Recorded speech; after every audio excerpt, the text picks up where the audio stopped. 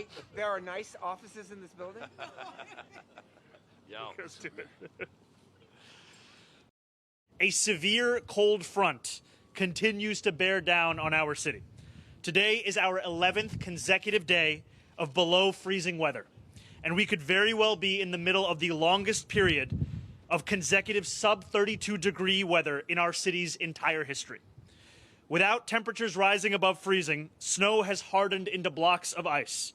But the greatest danger posed by this sustained cold is to vulnerable New Yorkers who remain exposed to the elements. As of this morning, 16 of our fellow New Yorkers have passed away outside during this brutal stretch of cold.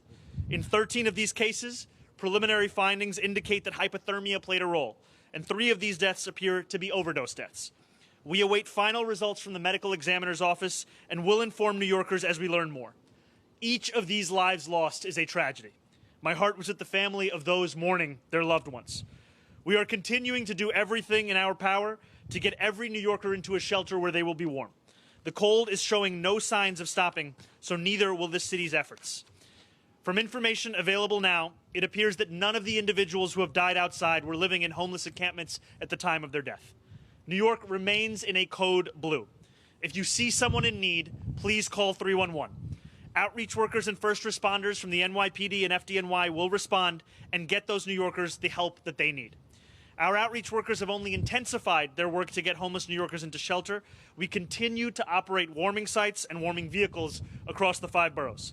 We have expanded shelter capacity, relaxed intake rules, and are working with our partners across the city to increase outreach. As of this morning, we have made more than 930 placements to shelters and safe havens. We have also involuntarily transported 18 New Yorkers who were determined to be a danger to themselves or to others. We have expanded our mobile warming units to a fleet of 20, which are moving throughout the city, equipped with clinical staff to treat New Yorkers' needs and get them off the street. If you are hearing me speak right now and you are not sure if you will be looked after, please let me make myself clear. Every single person will be cared for. No one will be turned away. As part of that commitment, we have added 50 new single-room shelter units for those who are uncomfortable with other forms of shelter, because we want every New Yorker to know that shelter is there if they need it. They want those beds. So my question is, how many people have taken you up on the offer of those? NYPD has been a part of the outreach efforts throughout Code Blue.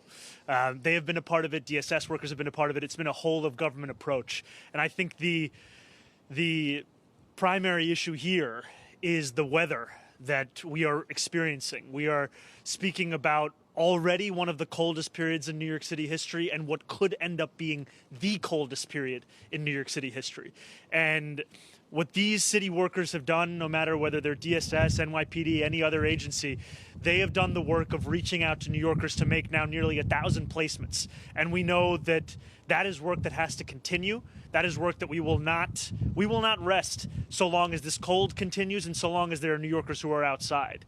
And I think that, you know, yesterday when I was at that safe haven, I spoke to a number of New Yorkers who were finding warmth within it.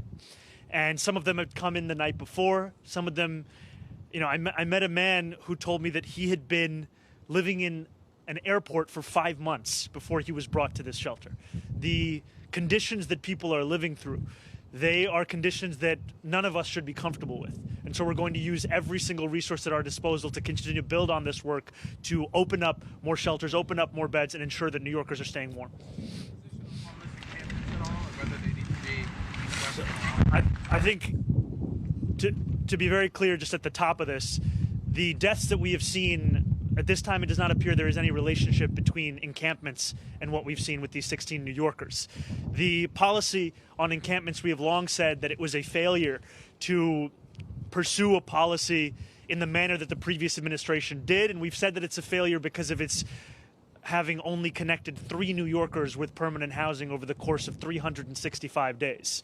So our policies will continue on the same timeline as they were prior. However, instead of looking to just push New Yorkers from one encampment to another part of this city, we're going to look to emphasize the services that we can connect those New Yorkers with.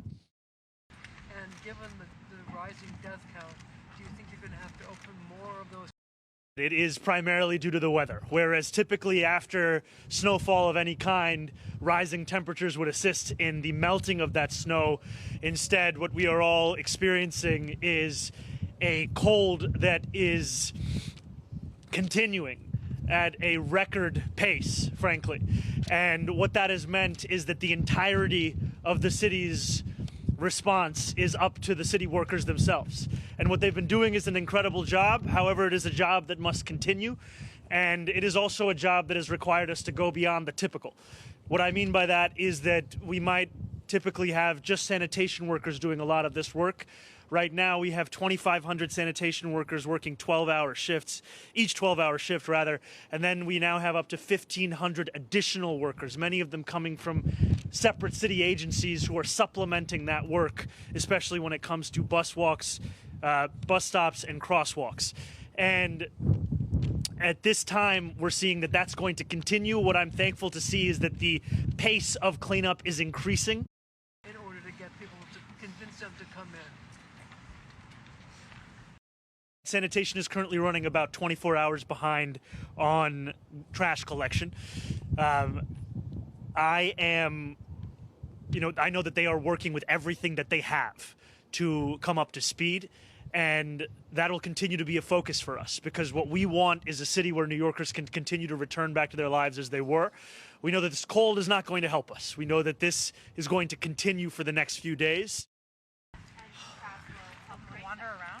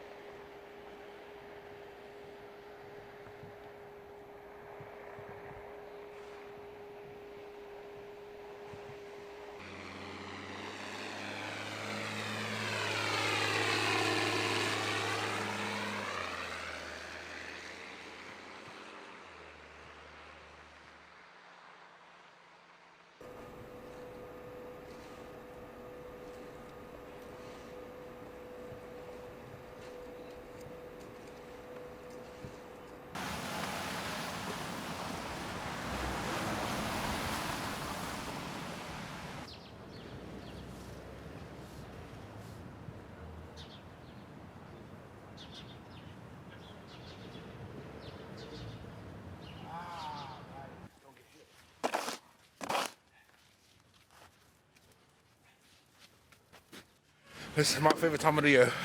You're making it work. Yes, ma'am. Yeah. No problem. No problem. See, the smart thing to do is to... And this is still nothing compared to what I've seen when I was a little kid.